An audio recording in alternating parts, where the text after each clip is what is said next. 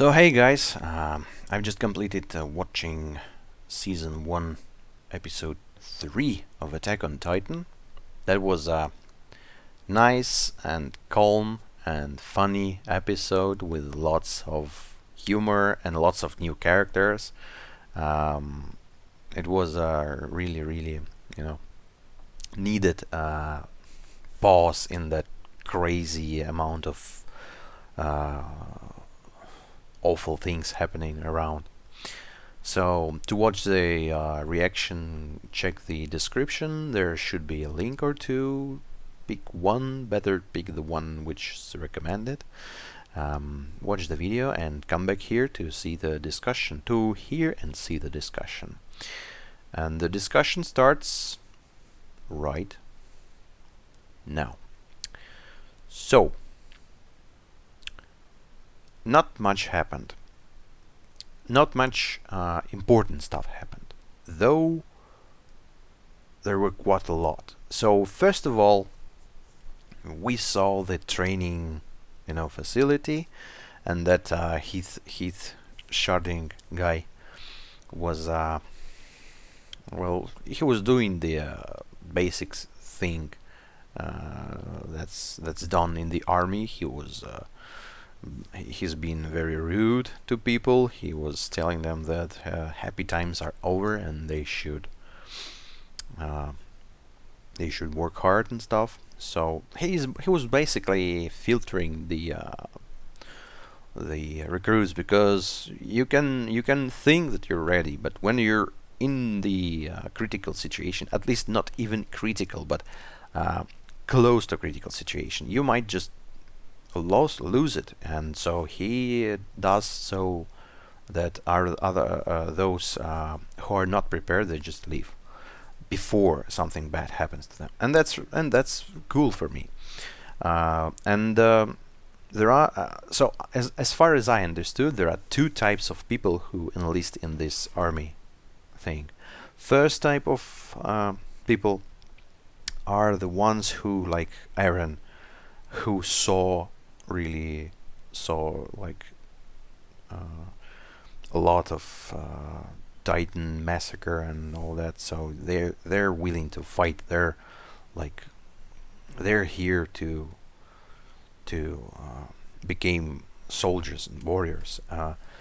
And the other type was like there was a guy who was I forgot his name. I should watch names, by the way, because there was so many names, and I'm not sure if I should know them. Mikasa, beautifully looking Mikasa. Oh, that's the guy. What's your name, guy? Well, Jean Kirstein. His name is Jean Kirstein. So his Jean is from. Oh, and I would like to say that during that moment, he's from Trost district. So I suppose that the district is that little thing, around the wall. So Aaron is from Shiganshina district. So Jean is probably from another one of those three districts that were, in the Maria Wall or something like that, I suppose. So John is here to go to the some what's that called? He said that out loud. Why did you come here? To enlist in the military police brigade. So it's and live without the inner walls. So he's more like I just want to get the military grade so I can live peacefully. And that's real life for you, by the way. Sometimes that actually happens. So there are two types, and Keith Shardy's guy was not happy with that. Although he understood, I suppose, that even being inside the walls, he might serve some, some he can do something. at least something. So those guys in Shiganshina, they were firing cannons, not very accurate, but they knew how to use them. So yeah, um, he got carried out a bit. So yeah, there was this guy, a lot of other guys. The Reiner guy that was looking kind of funny, and the sheet heat shot. This guy was also looking very very angry, and that's the other guy. I'm just looking through the video. So there's another guy, the Coney Springer, who did the salute wrong. I don't know what you should do, but he and shot is being like catch grabbed him like grabbed his head and like put him up. Like, oh my god, that dude is savage. So yeah, and when we saw that scene, in the back of that scene there was a girl named Sasha. I forgot her name besides Sasha, and she was like munching potato, like nom nom. And he shot this guy. He's like so menacing, you know. He's like people left and right, like ow ow ow, and that's a girl. Like he just doesn't give a fuck about him. So that was an indescribable scene. I don't know how to describe that. You all saw that, and I saw that, and was like crazy. And she was like so naive, and she I don't know how to describe it. She's great. She's very funny. I hope she's not gonna die, because I'm gonna cry, I think. Uh, so yeah, the thing was potatoes. So then she was grounded. I mean. Because he was like so shocked with the potato thing, so she's like, "Whoa, dude, really?" So she had to run like whole day after that, and Aaron and others were speaking together, um, knowing each other.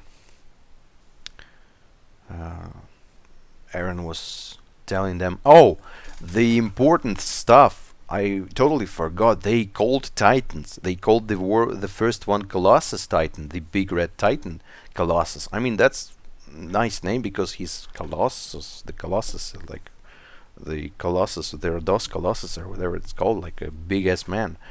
So yeah, and the other one was an armored Titan. And yeah, he is armored, though he also running Titan and fire-breathing Titan and angry-looking Titan. He's like a Swedish knife Titan, I'd say. So yeah, the armored and the Colossus Titan. So those two were, as expected, those two were a different kind of Titans. Others were just Titans, stupid ass Titans. Um, so yeah, they all spoke, and then there was a funny scene with Sasha and some girl helping her and giving her bread. And she jumped like I didn't even had time to react. Sasha became like in 1 second she's like a nice girl, and then she's like a monster ghoul who's jumping to grab the bread. That was I didn't know how to react. At first I saw that did she actually turn into a ghoul, but no. Thankfully not. Then the other girl, I suppose that was a girl. She was kind of. I think it was a girl. She was. She was. I haven't remembered what was she saying, like, but she was like, "Why are you so good?" No, no, no. So I don't know. She was shady,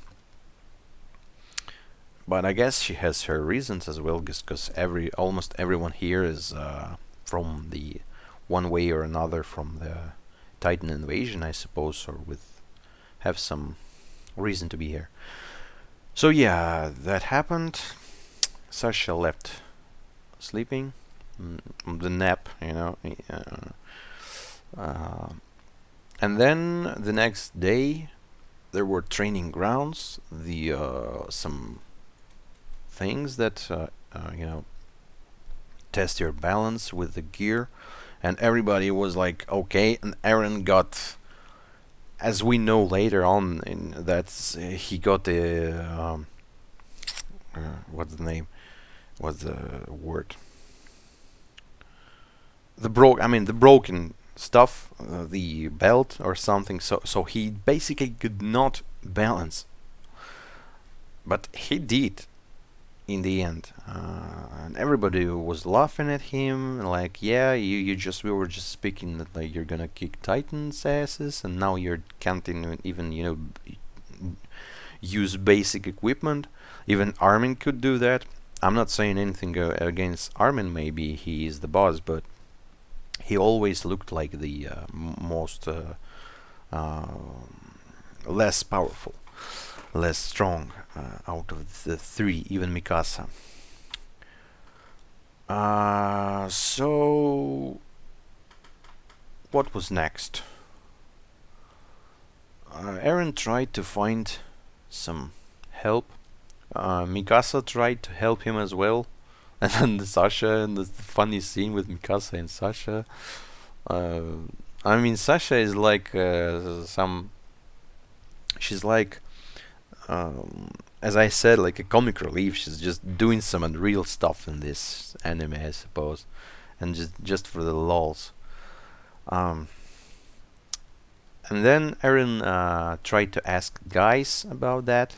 Oh no! Before that, there was a moment where that guy, that John guy, was like absolutely captivated with Mikasa's hair, and that definitely looked great. She was like in a TV commercial, like get wow, that was just perfect. Uh, and John got jealous about Mikasa and Eren, but little did he know they are brother and sister, so uh, he's got jealous out of without a proper reason. Maybe he doesn't know. Uh, so what's next? And then Eren tried to ask people.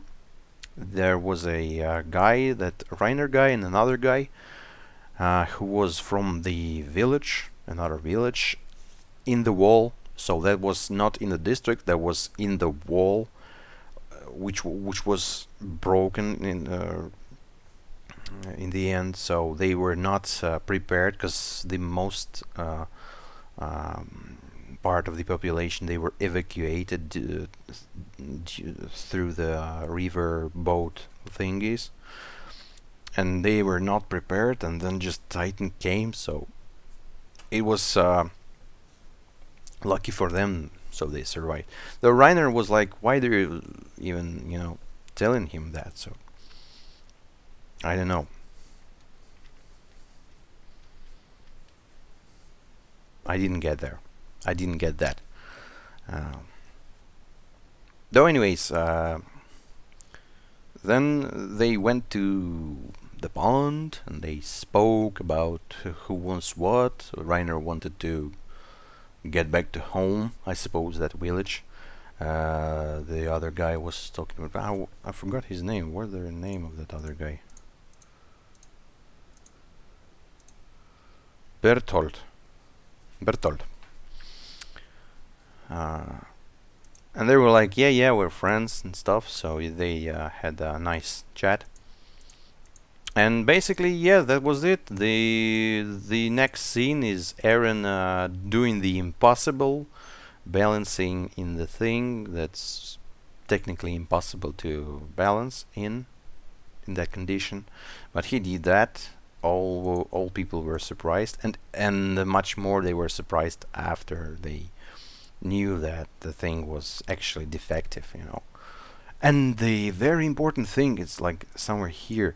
The Shardis guy said the name of the father. That was like, Grisha, today your son has become a soldier. So that could mean two things. First thing, Grisha is the father, we know. The doctor who gave him the key, who is nowhere to be found. his name is Grisha. And the other way around is that the doctor is not his real father, and that this guy knows the real father, and his name Grisha, because I don't remember anybody calling the name of the Aaron's father. There was nothing like that, and he calls it like right there. So that's interesting. Though Aaron is Jaeger and his father was Jaeger, so I don't know about that, but there was some hint, and I noticed it. But I don't know what does that mean. And that was it, basically, the whole episode. I mean, I spoke a lot right now, but basically there was nothing. I just speak through every little scene. And then they ended up flying into the sunset or sunrise, I'm not sure. Looks more like a sunset. Looking great, that maneuver gear, they're like Spider-Man, kind of like. I mean, they're better than Spider-Man, because Spider-Man, he uses his arms, he took pew pew, and this thing, he has some mechanism to use it, but there are also like blades in that mechanism, so he uses like something, I don't know. And of course I forgot to read the middle part about the equipment. There was a part, here it is, three-dimensional maneuver device training. Wow, that's a name. Three-dimensional maneuver device training is a rigorous, I know, I don't even know this word, rigorous process that allows humans, which are limited to two-dimensional movements, to adapt in the third dimension. Well, actually, we can move. That thing does not help you move in 3 dimensions. We all move in 3 dimensions, It's like there, and there. There are 3 dimensions, so we can move in 3 dimensions. We live in 3D world, so that's kinda not true. But I got the idea, so they can fly into the sky. Okay, this shows the next one, the dimensional. Great physical and leg straight, coupled with spatial recognition abilities, as well the mental straight is not waver in the midst of panic, are crucial qualities. Okay, well, that's logical. So there was basically no information, just like kind of like an instruction.